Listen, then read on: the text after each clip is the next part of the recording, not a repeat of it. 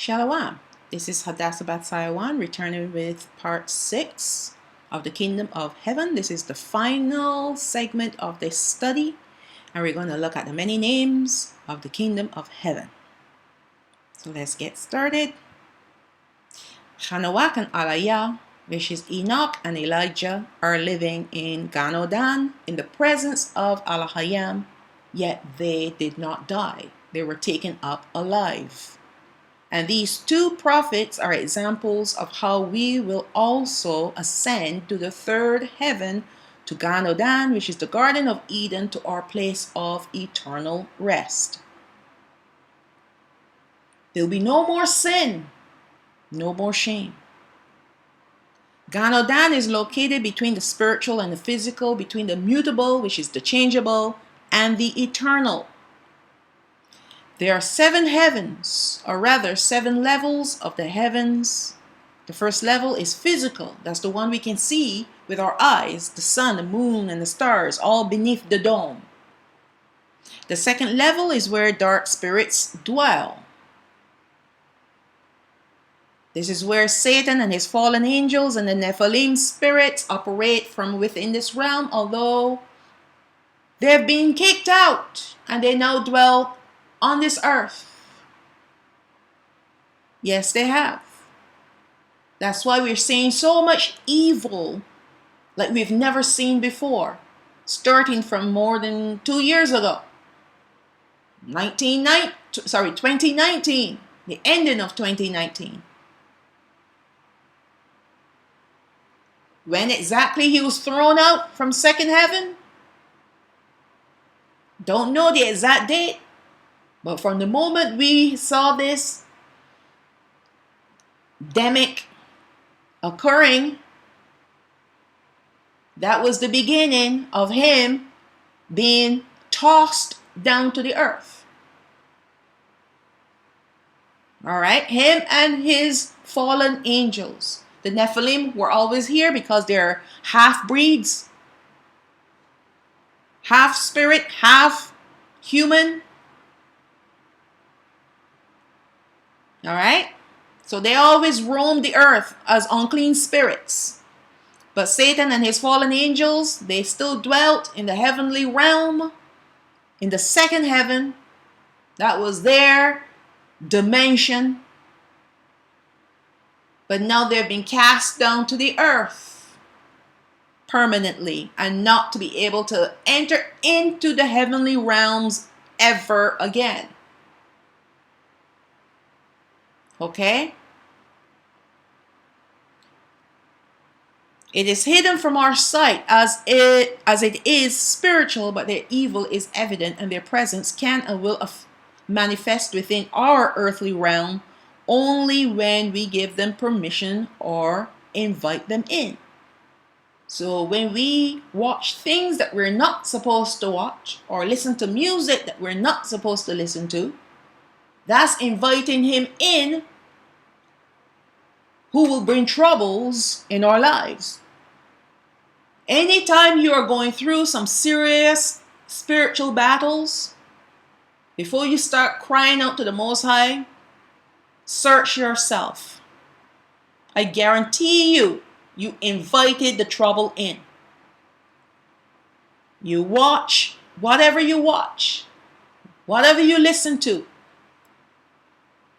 it's an opening for the enemy to come in and bring troubles in your life. Listen, even simple, innocent shows. And I'll give you a perfect example. I used to watch this show. I'm not going to call it by name because there's nothing wrong with the show. It's just not meant for me. All right? But it's this person that goes from abandoned house to abandoned house. And they're fascinated by houses that have been abandoned. And they go in and they look around, they touch nothing. There's a whole bunch of them that do this. And it's a code amongst them that they're not supposed to take anything, even money. They don't touch it. They just go in and they watch and they look and they see what's going on and they try to speculate. Some people, you see the meal still on the table. House completely furnished. People just left. Clothes still in the closets. What happened? Well, anyways, this one particular, there were two of them. Two houses that I watched. This first one, the house had some very peculiar things. This guy came across pornography, and the house looked as if they just ran with the clothes on their backs. Everything was there, and they had children too, because there were toys and children's clothing. All the people's the whether it's a husband or wife, I don't know. Their clothes were in the closets. They could be shacking up. That's why I said I don't know. Sometimes they'd leave their cars in the garage. But in this case, not only was there pornography, but there were other dark things in the house.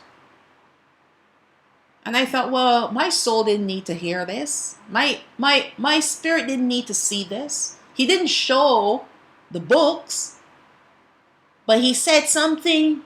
It felt to him that something terrible happened in the house, because they didn't even pack up their children's clothing, the children's toys. And I thought, yeah, I could feel it. For the minute I looked at it, I'm like, there's something dark about this house. The second one was the one that did it for me, because the guy gave warning. He said, be very careful. There's a surprise at the ending of this show, because I discovered something in the basement. Now that should have been enough for me to turn off. That should have been enough for me to turn off the show, right? But, curiosity kills the cat. And I got mine. I'm like, what could he have found in the basement of this house? Again, it was abandoned. Just like the first one, still had furniture and all different things. It didn't have as much junk as the first one I talked about. But when he got to the basement, I'm telling you, these devils, these demons, they can operate even through videos, music, because they're spirits of the air. They travel through the airwaves. All right? Through the waves, the frequencies. That's how they travel. And when he spotted his camera on this item that he found in the basement, he said, this thing gives me the creeps. And what it was almost like a life-size doll. And that's all I'm going to say, because I don't want to pass on that evil. And I rebuke it in the name of Hamashiach. But that was enough to bring an invitation into my realm. Don't worry, I dealt with it. Because I'm very sensitive to unclean spirits. Very sensitive. I smell them and I see them. Not all the time, but I can smell them. When the Ruach HaKodesh is warning me, and I can see them when he is showing them to me, but I don't see them normally day to day. Thank goodness for that. And I have gone through a whole period of time in my life where I've had to pray and pray and pray against these things. I'm like, when you pray against one, 10 more come. I'm like, where are they coming from? And the Father said, what are you watching and what are you listening to? And I thought, oh, portals. You create portals for these things to come in. And once I learned how to close the portals and not open any portals for them to come in, then I'm good, right? Well, this one time, with that thing that I saw, opened up a portal. And that night I had a visitor. Well, he couldn't do much to me because I know how to pray against these things. But here I go again. I'm like, what did I? And then immediately I knew what I did wrong. And from that point onward, I said, even something as innocent as watching a show that, it wasn't so innocent. No, because these people, they come across some evil in these houses. Some of these houses have evil resonance in them. Because we don't know who lived in these houses. And evil doesn't depart just because the person dies or leaves. They deposit that evil in that house. That's why you have to be careful when you go house hunting. Go with the Ruach HaKodesh and let him tell you. I remember another time, this lady, my neighbor, she gave me some pictures. All right, to hang on the wall. And for some reason, and this was even before I learned about portals. This happened well before that. But it started from then because I keep getting these visitations. And then one day the Spirit said, you need to get rid of those paintings because they're portals. And when you look at them, some of them were like African paintings. Because she was fascinated with African art, right? He said, get rid of them. We don't know who painted it or who made it. Get rid of it. And I cast it out. And that's when my house became clean. But then your house can become infested again when you watch and listen to the wrong things. So throughout those years, I learned about portals and how Satan, through invitation only, because he cannot break down your door and come in. You got to invite him in. You have to invite them in. And I learned my lesson through many mistakes that I've made. I do not hang anything on my wall to be safe unless I paint it. If I painted it, then I hang it. If I made it, then I hang it. And anytime I go into a new place, I bless it. And I bring the Spirit with me. And we bless it together. And we anoint it. I pray. And every night before I close my eyes, I seal up any portals that I accidentally may have opened. So be careful what you watch, even though it may be innocent. Sometimes some shows take a dark turn. Even with lust. Lust is a spirit that comes through television and even music. When they start telling you about the things that they want to do and what they do to each other. And you watch their music videos with them gyrating their hips and you thinking, I want to do like them. And, you men, you look at them and let me explain something to you. Men, a lot of these so-called females that you're looking at, that you're lusting behind, are not real women. Let that sink in. And you women that are trying to pattern yourself behind these women, you're patterning yourself behind men portraying themselves as women. They have the surgeries, they have the technology for that now. All right, and then going to the women again. A lot of these men that you think are pretty and handsome, they're not real men. And when you start down that road, lusting after your own gender transformed, you're inviting spirits in. Now, I don't know how I got there, but I'll leave it there.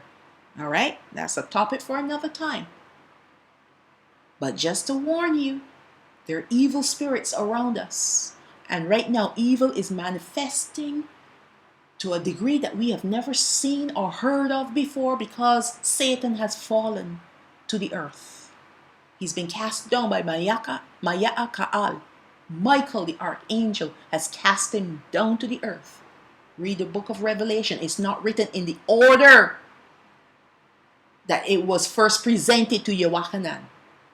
It's being put out of order. Okay, let's move on.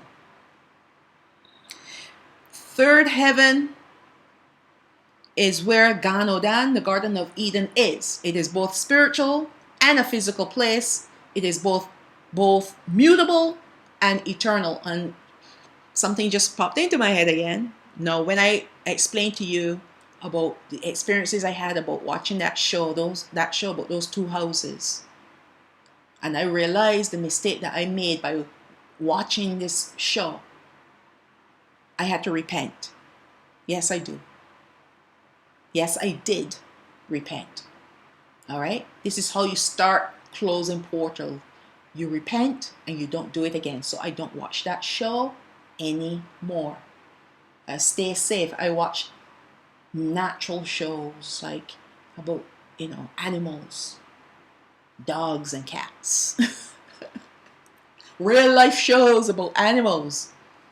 That's what I watch. If I want a little entertainment, I watch nature shows. Okay? But my focus right now is his business. There are times we need to, step down and take a break. You want to watch something? I watch that. Nature shows. All right? Okay, so let's go on.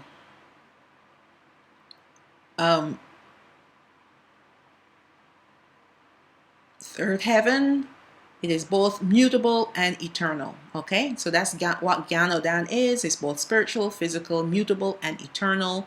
This is where the righteous remnant of the southern kingdom will reside during the worst time this earth will ever see. The time of the great tribulation, already in tribulation. All right, the birth pangs. You have tribulation, the birth pangs, then great tribulation, and then the judgment. When we get to Gan Odan, we will be like Hamashiach when he rose from the dead. His body changed where it was both spiritual and physical. Remember, he sat down, he ate. They were able to touch him. But yet he was able to go through a wall. He vanished. He can move from point A to point B without walking. The fourth heavenly realm is where the deceased waits. It is a place that is divided by a gulf. One side is called paradise, or Abraham's bosom, reserved for the righteous dead to rest, while the other side of the gulf is Hades, a horrific place reserved for the unrighteous dead to await their final judgment. Then we have the fifth realm, is where the storehouses for dew, rain, snow, mist, clouds, etc. are located. Realms 4 and 5 are spiritual. Only realm 3 is both spiritual and physical. Realm 1 is physical, and all the others are spiritual. The sixth realm is where angels of unbelievable beauty reside. The seraphim, the cherubim, the orphanim, the archangels. The orphanim are the wheels within wheels, and they are attached. I believe it is the cherubim. The singing angels of thousands times 10,000s, thousands. They sing continuously here, worshiping Yahweh, who is in the seventh realm. Now, I know I didn't present the scriptures with all this information, because this is just to give you an idea about the seven realms. If I have the time, because I have other important lessons that I need to present, I can do a video about the seven heavens, okay? But right now, if you go to the book of Hanawak, you can read all about it there. The seventh realm is the throne room of Yahweh, where there are more angels here who are more powerful than the angels on the sixth realm. The seven flames of fire, also called the seven main archangels, that are leaders over the troops of angels on realms 5 and 6. The four creatures that never leave the throne room and their orphanim, which are the wheels full of eyes, the Lamb who was slain, who is Hamashiach, Ruach HaKadash, the 24 elders sitting on their thrones, who are the 12 patriarchs and the 12 apostles, by the way, sitting around the fiery chariot throne of Yahweh. This is the seventh realm. This realm is also spiritual and the highest of all the realms. Not all the angels ever enter into the seventh realm. Only certain angels are allowed in the seventh realm. During the lifetime of Sawath, which is Seth, Allah Hayam began to gradually remove Gan Odan from the earth so that long before the flood, it was in its current place. Or it is in its current place, third heaven. Therefore, if anyone tries to tell you that the Garden of Eden is here on the earth, do not believe them. I know there are people out there teaching that the Garden of Eden is in Africa. Really? You think that the Most High is going to leave his sanctuary here on the earth? Unbelievable. The second book of Adam and Hawa, chapter 11, verse 3, and Sawath, the oldest of his people, tall and good, with a worthy soul and of a strong mind, stood at the head of his people and tended to them in innocence, patience, and meekness, and did not allow even one of them to go down to Cain's children. You see, Sawath and his children live on a mountain. And another thing that you have to realize is the Garden of Odan was on a mountain. So the Most High, when he sent them from the garden, he sent them to another mountain to live. And he gave them a cave called the Cave of Treasures. That's where they stored a few items that came from the Garden of Odan, because the Most High was so merciful towards them. He was no longer angry with them. He pitied them because they were so broken. So he gave them a few items from the Garden of Odan to keep us keepsakes, and they kept it in the Cave of Treasures, which became their little sanctuary where they worshipped him. They didn't even sleep in there. They worshipped there. And that's where they were buried as well. As Abel. Abel, he's buried in there as well. But Cain's children, Cain's children, were valley dwellers, and they dwelt beneath the mountains along with the fallen angels who came. Hanawat called them the 200 that came, that married women and had children, called the Nephilim. It was them that were living down in the valley with those people. All right? So it was Cain's children living in the valley. However, in saying that, Sawath's children were lured into the valley. Just like Adam and Hawa were lured to eat of the tree of knowledge of good and evil, Sawath's children, although they were experiencing some wonderful goodness on the mountain, they wanted to experience a little bit of the badness down in the valley, because they heard the music and they saw the revelry, and they wanted to experience a little bit of it, just a little bit, and then we come back. They were never able to come back up the mountain, and they were warned. Okay, let's move on. Verse 4, and because of their purity, they were named the children of Allah Hayam, and they were with Allah Hayam instead of the host of angels who fell.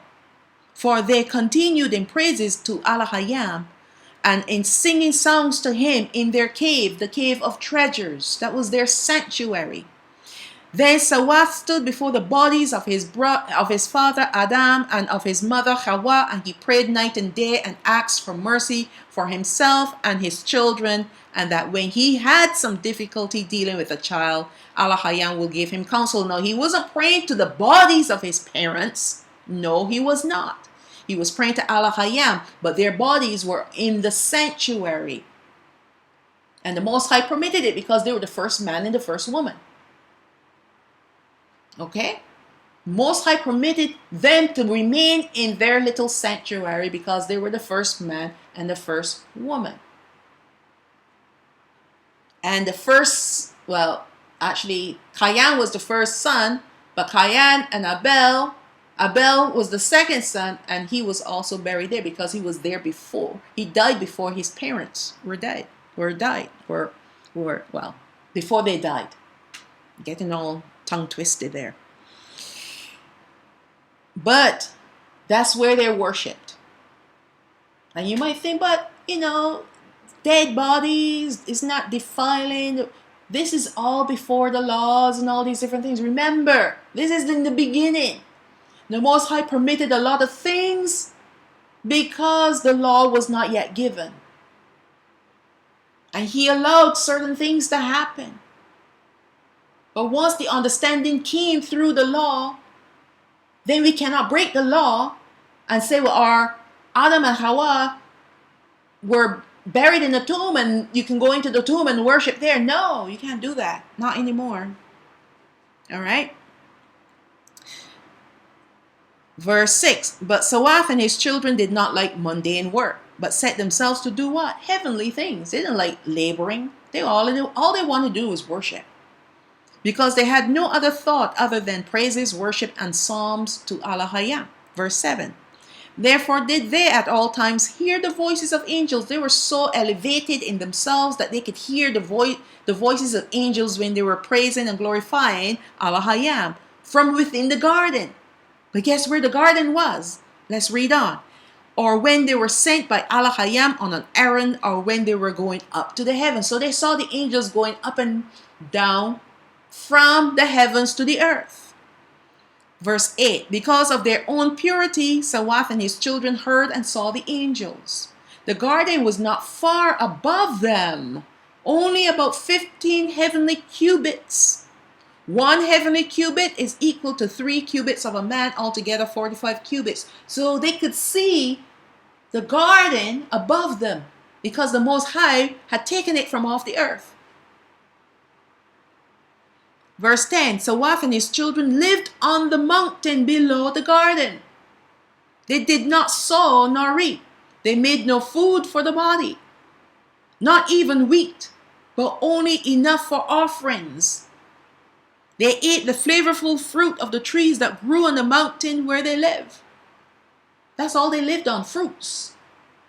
Sawath often fasted for 40 days, as did also his oldest children. The family of Sawath smelled the smell of the trees in the garden when the wind blew that way. That was a blessing from the Most High for the things that they were doing. They were living in righteousness. They were praising and worshiping Him 24/7. In those days, it wasn't 24/7. It was 18 hours, 7 days a week. So it was 18/7. Sawath and his children were so dedicated to worshiping, fasting, and praying to Yahweh that He blessed them with the scent of Ganodan. They witnessed the angels going up to heaven and heard them singing. What an honor and a privilege to smell a little bit of heaven. No wonder Adam and Hawa were in deep sorrow when they left Ganodan. They were so grieved. Matthew chapter 5 verse 8. Barak, blessed are the pure in heart, for they shall see Allah. They shall see the Most High, Allah. Although Sawath and his children did not see Allah, they still experienced a little of the heavenly realm, which is much more than what we have experienced today. And when we talk about seeing Allah, there are spiritual eyes and then there are natural eyes. Okay? They lived righteously by obeying Allah's commandments and they were rewarded. When we live righteously, then we will be rewarded as well. Allah had made a promise to Adam and Hawa that He will bring His righteous descendants back to the garden. But not them alone, but Adam and Hawa also. So all those that were righteous, they will be living with us in the kingdom of heaven.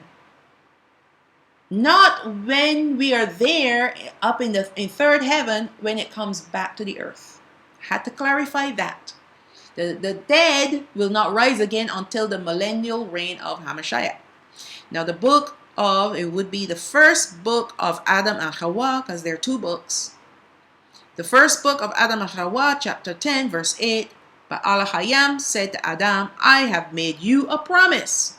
When that promise is fulfilled, I will bring you back into the garden, you and your righteous descendants. Because Adam and Hawa pleaded, can you please make these 43 days be sufficient punishment for us so that we can come back to the garden? And the Most High said, no, you got to wait for 5,500 years, which we know lines up with the 6,000th year of the earth, the actual timeline of the earth, which lines up with the millennial reign of Hamashiach. Even though he said 5,500 years, the 500 years that are missing are actually gap years. They were not counted because he was speaking prophetically. All right. Allah Hayam is faithful to his promises, and he does bring them to pass. It is soon time due for us to ascend to his garden. Gan Odan was spoken about extensively in the Old Testament, but unless you recognize its other names, you will miss it. One of the other names is the city of Allah Hayam. So let's look at 2nd Baruch chapter 4 verse 1. And Yahweh said to me, this city will be delivered up for a time, and the people will be chastened during that time, and the world will not be given over to oblivion. Now, the city that he's speaking of there is Yerushalayim, Jerusalem, which was destroyed. All right. Verse 2. Do you think that this city, Jerusalem, of which I said, on the palms of my hand have I graven you, this building now built in your midst is not that which is revealed with me? Meaning, that's not the same tabernacle with me. And so is the city. All right. I give you an earthly city for your people to worship me, but the real city and the real tabernacle is with me. That which was prepared beforehand here from the time when I took counsel to make paradise, Eden, the garden of Odan, and showed it to Adam before he sinned, speaking of the tabernacle, the building. But when he transgressed the commandment, it was removed from him as also paradise. So the tabernacle was removed from him, because in the garden of Odan, he had his tabernacle. He had his sanctuary where he rested. So paradise was also taken. Garden of Odan was taken. Verse 4. And after these things, I showed it to my servant Abraham by night among the allotted victims. That is Bara'at chapter 15. This is time when Abraham, book of Genesis chapter 15, Abraham was given the prophecy of the 400 years where we were going to be scattered to the four corners of the earth. Remember, the father told him to sacrifice those 3 animals and the 2 birds. Then a deep sleep fell upon him, and he was taken in the spirit to be shown the things in the heavenlies. And he was given prophecies. Verse 5, and he was also shown the tabernacle. Verse 5, and again also I showed it to Masha on Mount Sinai, when I showed him the likeness of the tabernacle and all its vessels. And now behold, it is preserved with me, as also is paradise. All the things that belong to him, he took off the earth. All the things. He left nothing for Satan to corrupt. Nothing at all. He kept it. He has it all for him, with him, because it is his sanctuary that he created for us. And he did not want Satan and his Gentiles and our wicked brethren to come and corrupt it. Baruch was lamenting about the destruction of Yerushalayim and the tabernacle. But Yahweh explained to him that the real city, he called it the city, containing the real tabernacle was with him. What was being destroyed was a copy. Here we see Al-Hayam referring to Yerushalayim as his city and also comparing it to paradise, which is also called Gan Odan. So sometimes when he's speaking about the kingdom of heaven, all right, he's referring to his paradise, his garden of Odan, and Yerushalayim, his city. Because we know Yerushalayim that was before will be renewed again. It will be built up again by the northern kingdom. And Hamashiach, when he comes, it will be the center for worship. But then at the renewal of the age, the new Jerusalem is going to come down. The new Yerushalayim will come down. All things will be made new. And they will have a new city again. City that's paved with gold, streets of gold. Hallelujah. Within Gan Odan is his tabernacle, which Masha made a copy in the wilderness, and later on Shalamah, who is Solomon, made a permanent tabernacle in Yerushalayim. That's the one that was destroyed. And when we return to Gan Odan, it will have dwelling places like us, like a city. That's why he calls it a city. Yochanan chapter 14 verse 1. Let not your heart be troubled. You believe in Al-Hayam, believe also in me. In my Father's house, his temple, his tabernacle, his dwelling place are many mansions, dwelling places. I know when you think of mansions, you think about those big old fancy houses with 2 pools and a runway for a jet plane. No, not that. Dwelling places. If it were not so, I would have told you. I go to prepare a place for you. And if I go to prepare a place for you, I will come again and receive you unto myself. Did he not say that in Matthew chapter 24? Actually, I'm going to read that, so I'm not going to go there. And I will receive you unto myself, that where I am, there you may be also. So because this is his dwelling place, this is his sanctuary, we will be there with him. But he's going to prepare places for us to live in. So we're not just going to be floating around, walking around. We're going to have houses, vineyards. It's going to be a city. All right. Matthew 24 verse 29. Immediately after the tribulation of those days, and I've done this before in a previous lesson, but I'm just refreshing to show you. When he said, I go to prepare a place for you, and I will come again to receive you unto myself, he was not speaking to his disciples then. He is sending a message to us today. This is prophecy. All right? Because his disciples have all been passed on, and they are now dwelling in the kingdom, in the heavens, sitting on the 12 thrones. All right? But he's speaking prophecy for us. They're not dwelling in mansions. They're not in dwelling places. They're sitting on 12 thrones. So the mansions, the dwelling places are for us. Okay. Matthew chapter 24 verse 29. Immediately after the tribulation of those days shall the sun be darkened, and the moon shall not give her light, and the stars shall fall from heaven, and the powers of the heavens shall be shaken. This is not the 6th seal. This is the event of the chariots coming to receiving us and bringing us to Hamashiach. Let's read on. Verse 30. And then shall appear the sign of the Son of Man in heaven. And then shall all the tribes of the earth mourn. Everyone's going to see it. And it's going to be fearsome for some and glory for us. And sadness for others.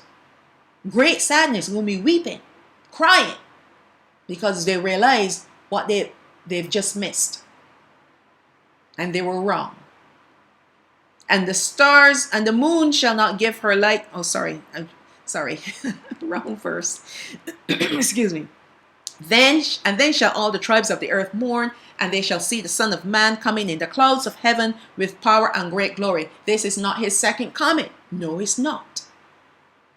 He is coming in the clouds because he left in the clouds. And the clouds we know is the Ruach HaKodesh.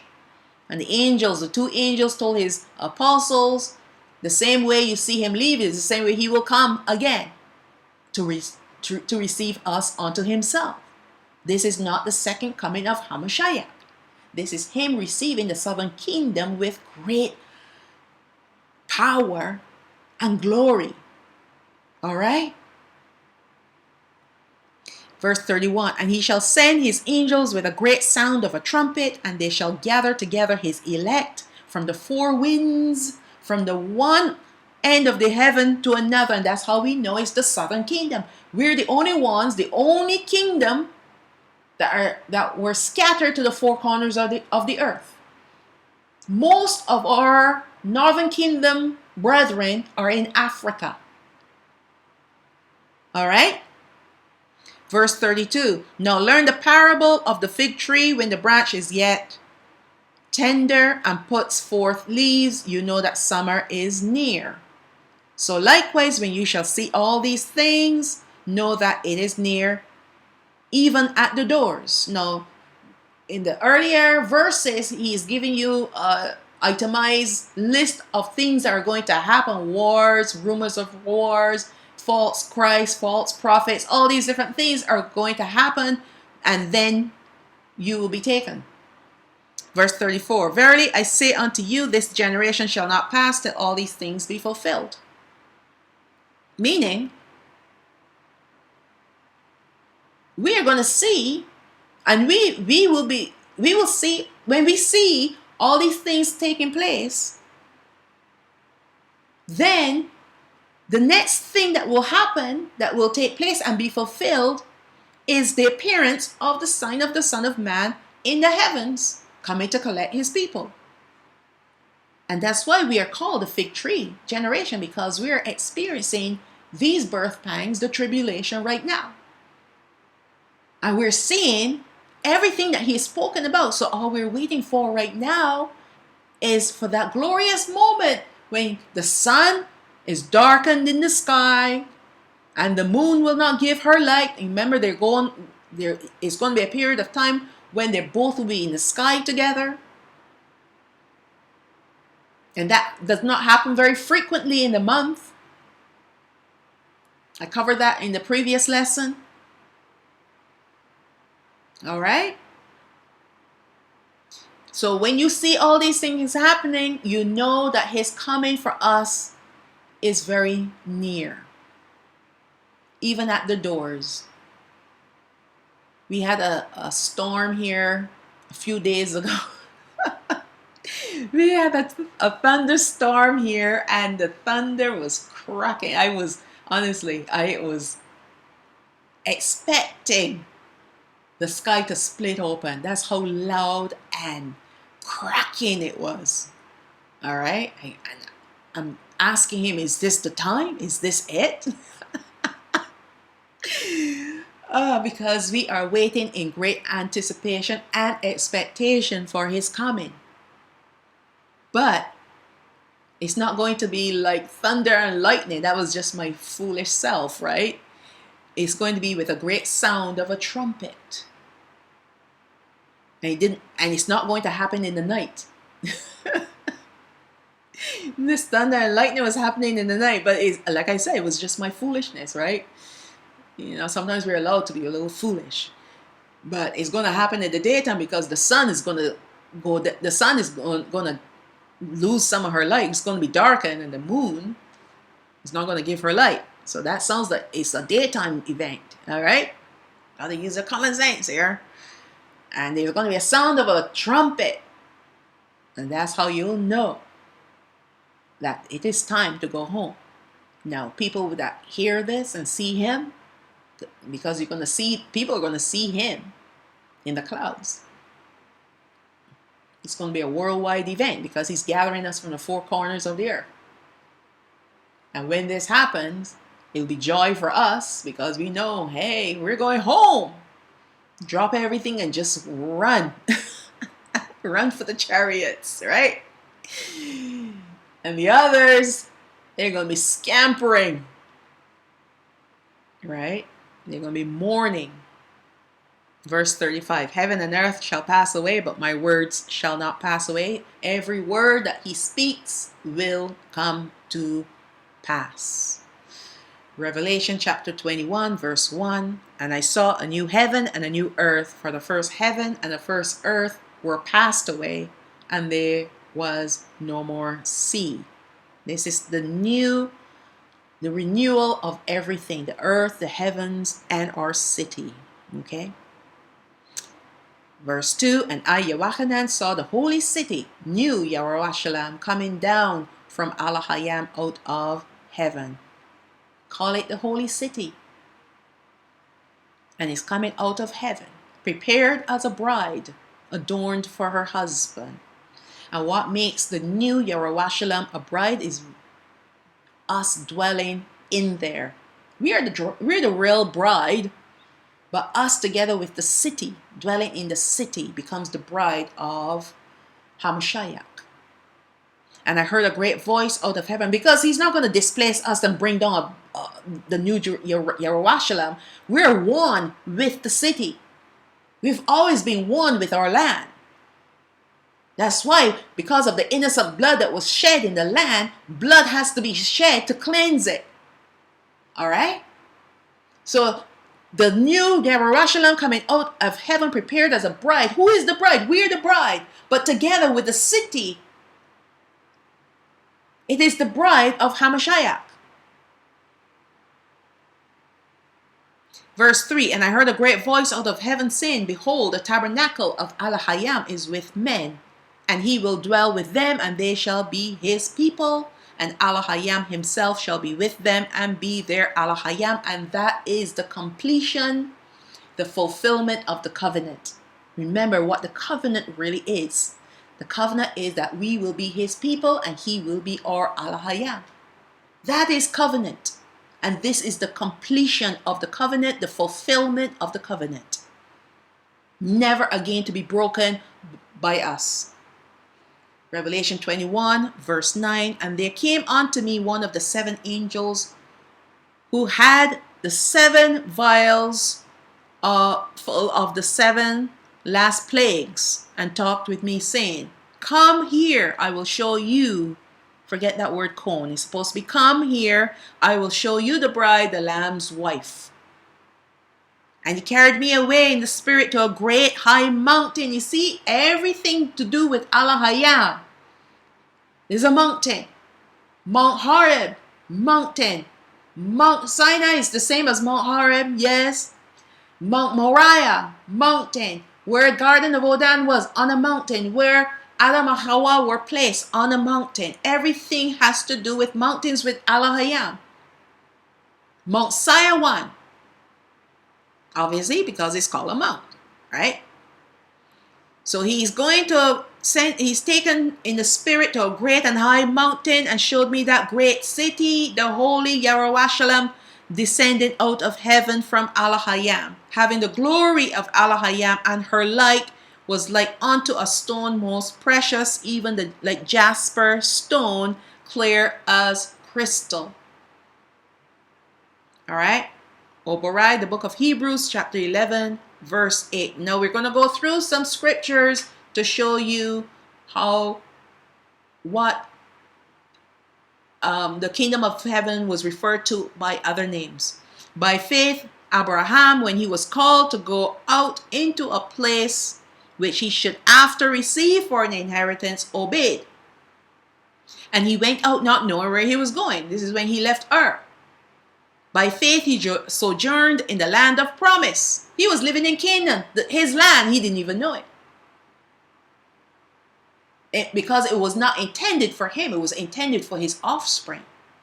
But he was sojourning in Canaan already, in the land that was promised to his. In fact, he did know the land that was promised to his generations, his offspring. Remember what the Most High told him. What the length and the breadth of this land, and I will give it to your offspring. So he did know. He did know. Forgive me for saying that. Thank you, the Most High, when he corrects me. He did know. But he was dwelling in the land of Canaan, but it was not time for him to take up ownership. All right? So by faith he sojourned in the land of promise as in a strange country, dwelling in tabernacles with Yitzhak and Yaakov, the heirs with him of the same promise. And although the promise was passed on to them, they too did not take ownership of the land. It was their offspring. Verse 10, here's the clincher. For he looked for a city which had foundations. Abraham was looking for the city because he saw it. Remember, he was taken up and he saw evidence of it, and he knew that it would be here on the earth, but not in his time. He was looking for it in his time, but it was not going to be in his time. But he was looking for a city which had foundations, whose builder and maker is Allah. So even our forefather Abraham was looking for the city of Allah, which is the kingdom of heaven.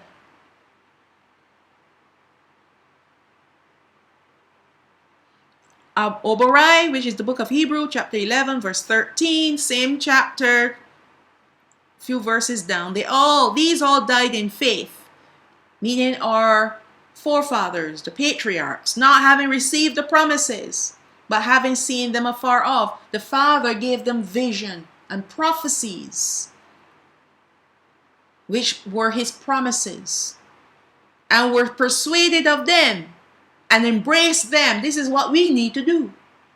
And confess that they were strangers and pilgrims of the earth, on the earth.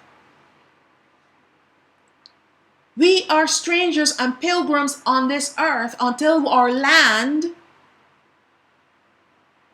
is ready for us. We're pilgrims traveling, looking for a place that whose foundations, who's the builder and maker, which would be Allah. That's what we've been searching for all our lives. Even us, this generation, we've been searching for our city. I've been several places. I'm not as well traveled as some people are, but I've been to enough places, and I was searching because the country that I was born in, I was not happy there. Somehow I did not connect with the country. Didn't know why. Then I traveled to North America. Then I traveled to Israel. Israel was the only place I connected to. Not the people, but the country, the land. And that confirmed it to me that it was my land.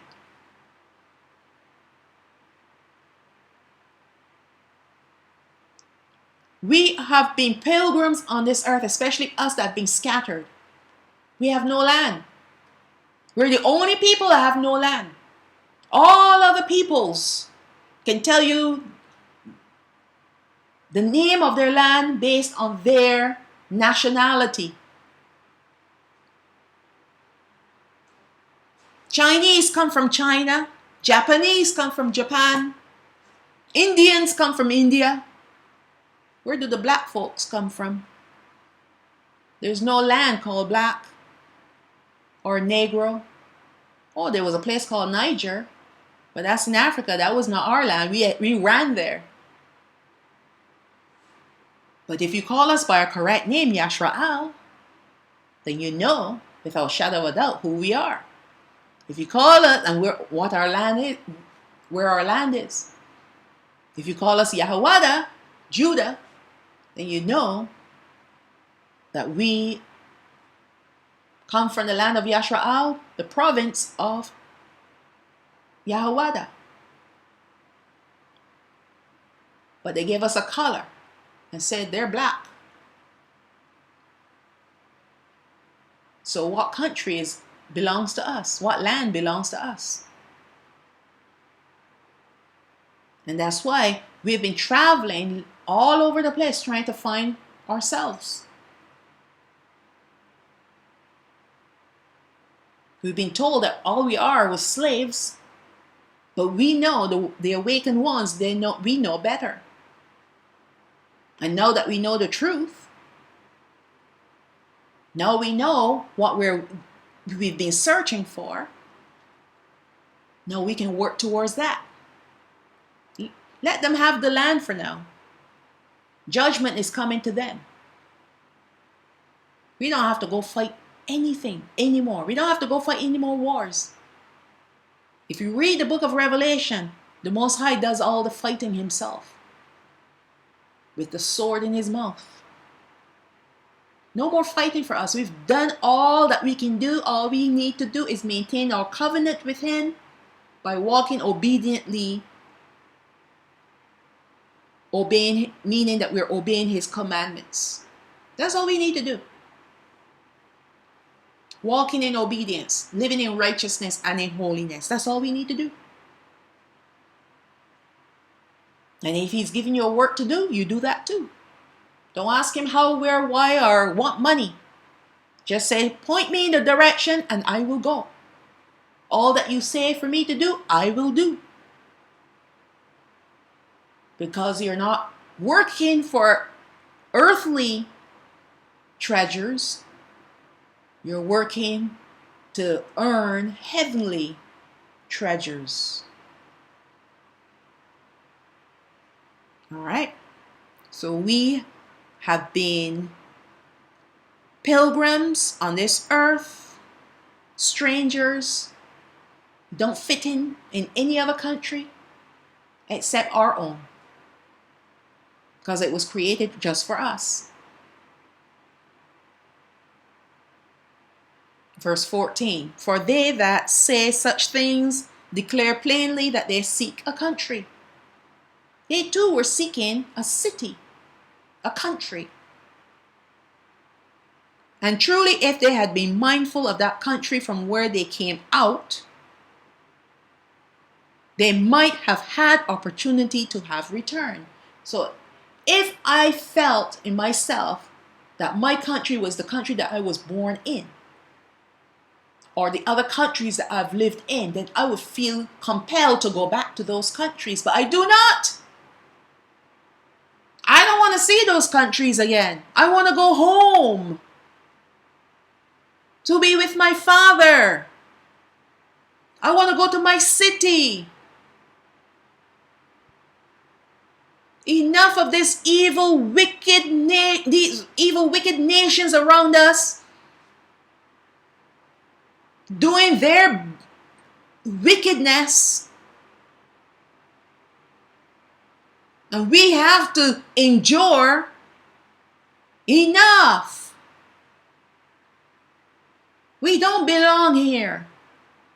Now, the northern kingdom, the righteous remnant that will be coming out, they will be preserved in their land, in our land, Yashraal. So they'll be okay. They'll be fine. In fact, they'll be having a wonderful time. They'll be watching the enemy coming down with their armies, Gog and Magog in the mountains. Can't come near the city. Of course not. Thinking that they're going to come and invade our land again and invade our people. But they're going to turn swords against each other. They're going to slaughter one another. And they're going to have the pleasure of sitting back and watching them do it. And all they have to do is go bury the bodies and collect the wood and use it for firewood. That's what they're going to do. That's in Ezekiel. I believe it's 38, 39. Verse 16. But now they desire a better country. That is a heavenly. Hallelujah. This is what we are desiring. We want to go home. We know where our home is. We know what's waiting for us. Wherefore Elohim is not ashamed to be called their Elohim, for he has prepared for them a city. You see how it's all connecting? You've read these scriptures, but you weren't able to connect the dots between them. Draw a line to connect them together. This is what he is telling us. That he has prepared for us a city. That is the kingdom of heaven. Wonderful, wonderful. Final slide. Look at Thapala. That's the Psalm 48 verse 1. Great is Yahweh and greatly to be praised in the city of Elohim or Elohim, in the mountain of his holiness, because that's where his city is located. Beautiful for situation, the joy of the whole earth is Mount Saiwan. On the sides of the north, the city of the great Malak, the great king. Elohim is known in her palaces for a refuge. Mount Saiwan is another name that is given to his city, his kingdom of heaven. Because that's where the center of worship, the city is going to be located. Mount Saiwan, Mount Zion. Shamawath, book of Exodus, chapter 15, verse 17. You shall bring them in and plant them in the mountain of your inheritance, in the place, O Yahweh, which you have made for you to dwell in the sanctuary, O Yahweh, which your hands have established. So his sanctuary is the one that his hands made, not man. I know people out there, they're trying to make him a sanctuary. I say, good luck. Good luck to you. When you figure it out, it's going to be too late. Thapalat 78, verse 52. Book of Psalms 78, verse 52. But made he his own people to go forth like sheep, and guided them in the wilderness like a flock. He led them on safely so that they feared not. This is what he's going to do with the northern kingdom as well. He will lead them on safely. He will get rid of purge the rebels out from amongst them, but he would lead the righteous one safely so that they fear not. But the sea overwhelmed their enemies. We're talking about Matzorayim when they crossed the Red Sea. Verse 54, and he brought them to the border of his sanctuary, even to this mountain. We're talking about Mount Horeb, Mount Sinai, which his right hand had purchased, created, possessed. That's why they're telling you that Mount Horeb is in Saudi Arabia, is in this place, is in that place. It's not here. He took that too. And he brought them to the border of his sanctuary. When he came down, he brought down his sanctuary. They were supposed to go up. Did you not know that? When he brought them out of Matzorayim, they were dwelling in Goshen. They crossed the Red Sea, so they went through the water. That was their water baptism. But they were supposed to leave the dead things there, but they did not. But he had intended for them to come up to the mountain so that he can write his laws on their inward parts. But they would not have it because they did not want to give up the idols, the golden calf that was in their hearts. They didn't really want to worship him. They wanted to worship what was in their hearts. And it's the same thing with our people. The same calf is in our people's hearts, still there. That's still the idol that our people worship. I call it Mammon. That's why it's golden. All right? Mammon. But he brought them from Goshen, passed through the Red Sea to bring them to the mountain. He said after 3 days, he says, sanctify yourselves for 3 days. Do not go near your wives, meaning no have no sex or anything like that.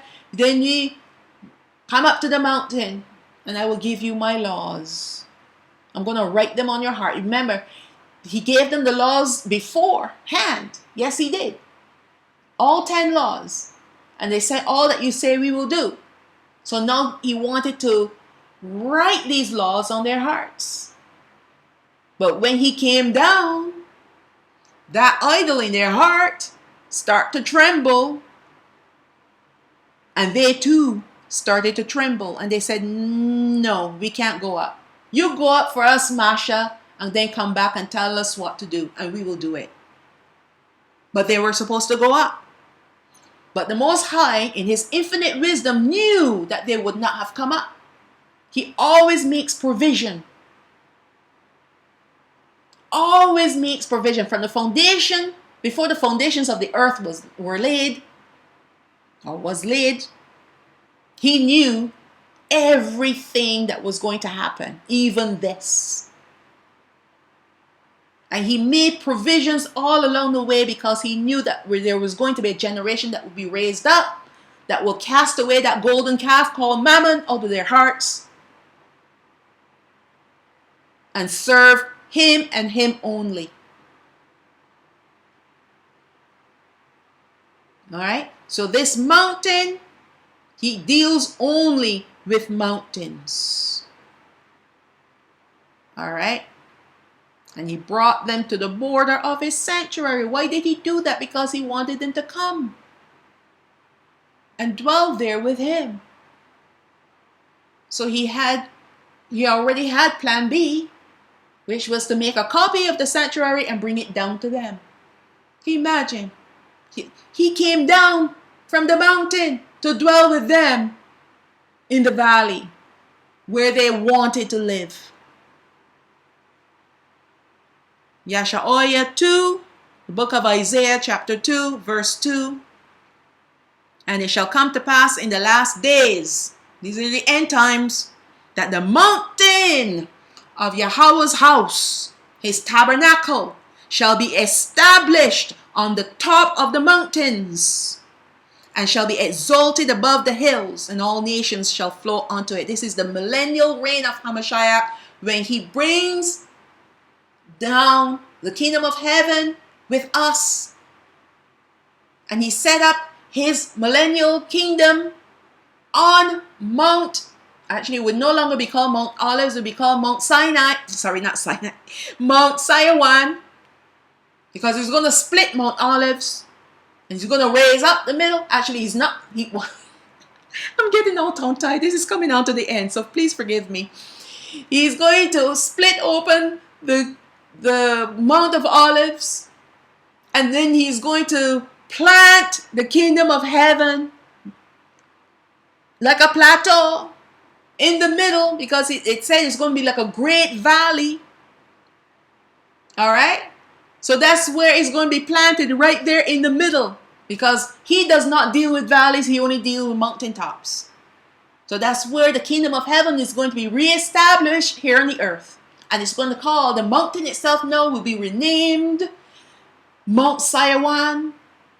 And this will be the new Yerushalayim. Well, I shouldn't say new, because it's not the renewed one. It's not the one from the heavens yet, but the Yerushalayim that was rebuilt. Okay, let me use that word instead because I don't want to confuse you. I know what I'm thinking, but I don't want to confuse you. So it will be the rebuilt Yerushalayim, the city, waiting for the new Yerushalayim to come. All right, so clear as crystal. Yes. So this is the millennial reign where all the nations will flow to him. That's what I'm saying. Not all people are going to die. He's going to have a pause between his judgments, between the great tribulation, to give people time to multiply, because they're going to have lots and lots of people still on the earth. Verse 3. And many people shall go and say, come you, let us go up to the mountain of Yahweh, to the house of Elohim of Yaakov.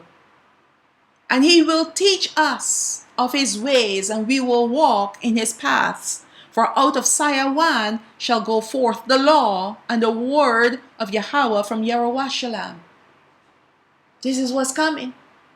Verse 4, and he shall judge among the nations, and shall rebuke many people, And they shall beat their swords into plowshares, and their spears into pruning hooks. Nations shall not lift up sword against nation, neither shall they learn war anymore. Why? Because the 1,000-year reign of Hamashiach is going to be 1,000 years of peace. No more wars. Satan will be in the abyss, and there will be a seal put upon him, so he will shut up. For those 1,000 years, his demons will be shut up, because he communicated them to activate them to do the wickedness that they do. The fallen angels, they will shut up, can't do anything, they're bound. For 1,000 years, righteousness shall reign, and so will peace. So there'll be no war, no enmity, and anyone who refuses to come to Yahuwah to make their offerings, he said, I'm going to cause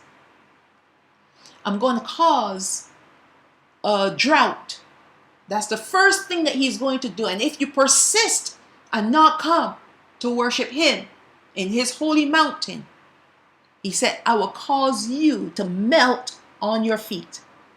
The same curses that he brought upon all these different ones that come against him, he's going to cause them to melt right where they stand.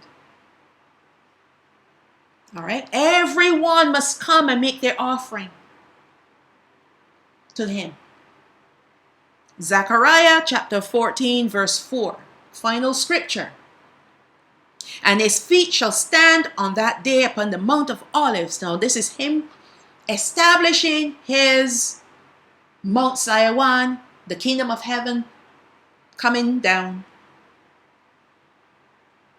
which was before Yahuwah on the east, and on the Mount of Olives the Mount of Olives shall cleave in the midst thereof towards the east and towards the west. That means there's going to be a line. Imagine a line splitting from east to west, and there shall be a very great valley, because half of the mountain shall go towards the north and half of it towards the south. So there's going to be like a tremendous valley, they said. All right. And it's that space that he has created where his kingdom of heaven will be established, and it will be his center for worship. It will be where his tabernacle is. All right. And this is where all the nations will flow to bring their offerings and their sacrifices. What a wonderful time to look forward to. What a wonderful time. Please give up what he tells you to give up. It's not worth holding on to the things in this world, because we know the devils that run this world are going to take it away from you anyway. The house that you're holding on to, the devils are coming to take it away. You know what they say, you own nothing and be happy. If you want pure joy, the kingdom of heaven is waiting for you. If you are one of our people, that is, because it's not for everyone. Give it up. It's not worth holding on to. And this is the ending of this series, this lesson, this study. Was a wonderful, I really thoroughly enjoyed. Not that I didn't enjoy the others, but this one, I don't know, it just did it for me.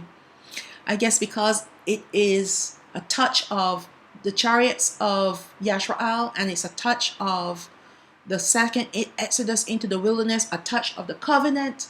It has the elements of all the other videos that I've done. And so I was thoroughly blessed doing this. And you probably heard me saying hallelujah, because I was blessed. So I hope that you were blessed too. And I will bid you shalom, shalom. May the Most High bless you and keep you. May he cause his face to shine upon you. May he bestow upon you. May he be gracious unto you. May he bestow upon you all his blessings and his peace. Shalom, shalom, shalom.